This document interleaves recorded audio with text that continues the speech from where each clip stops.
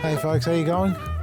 This is another garden bed I haven't shown you yet, or I don't think I have. This is where we've got our catnip or catnip, cat mint, Nepeta variety. The cats apparently love this stuff. If they roll around it, they get high on it, apparently. I haven't got a cat, so I wouldn't know, but a bit of research that I did on it, apparently it's meant to be really good for your cats. They can eat it, it's not poisonous, it has no effect on humans at all. So we've got it here, and there's a lot of it because it spreads so easily. A beautiful blue flower, and at the end of the day, my bees love it. So the best way to control these sort of plants like that is cut them right back down to the ground, and this is what we do every year with this. Right at the end of winter, or near the end of winter, so we're heading into August, and you can see the new growth coming through.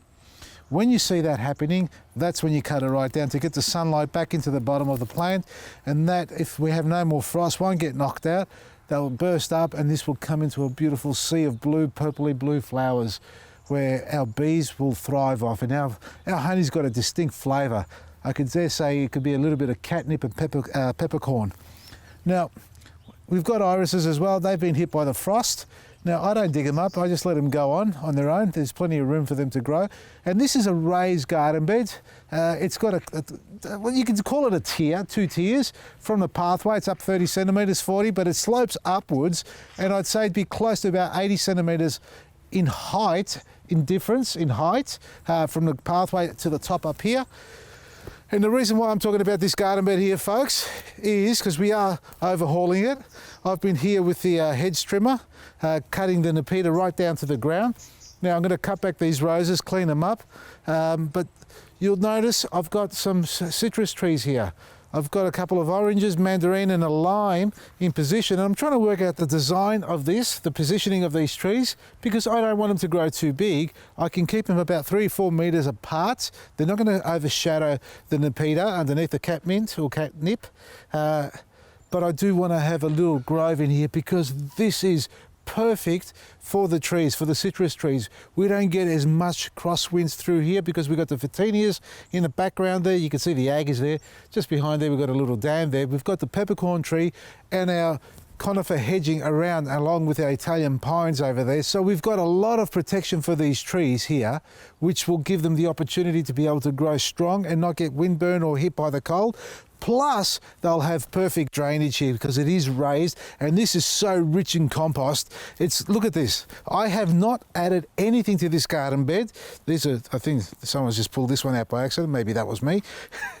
I haven't added anything to this garden bed. Look at it. This is just the organic matter on its own breaking down, and I can just keep digging in there, and this is what I've got. This is nature doing its job for you. This is what you want your garden bed to be full of, organic matter. And it works from all the cuttings that we have here. This is understory planting that we're creating here, because now we're putting the trees in.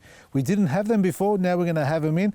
They should thrive. Fingers crossed we don't have any problems. So if you're looking to position your citrus trees, and then we've been talking about citrus all the time, first thing you've got to make sure of is good drainage, and then also crosswinds. If you can protect them, all the better. The tree will be able to thrive without having any dieback or problems occurring from the cold weather and the wind. If you want to see how to plant a citrus tree and what organic matter I use and fertilizers, we did a video yesterday, so I'll put a link in the description so you can click on it and watch it and see what we do there. But in this case here, I'm not going to put any compost or manure in these garden beds because it's already quite rich with it all. I'm just going to plant them as they are.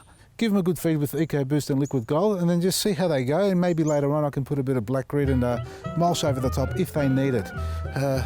Pretty much that's it. For more information, go to our website, vasili'sgarden.com. Maresi.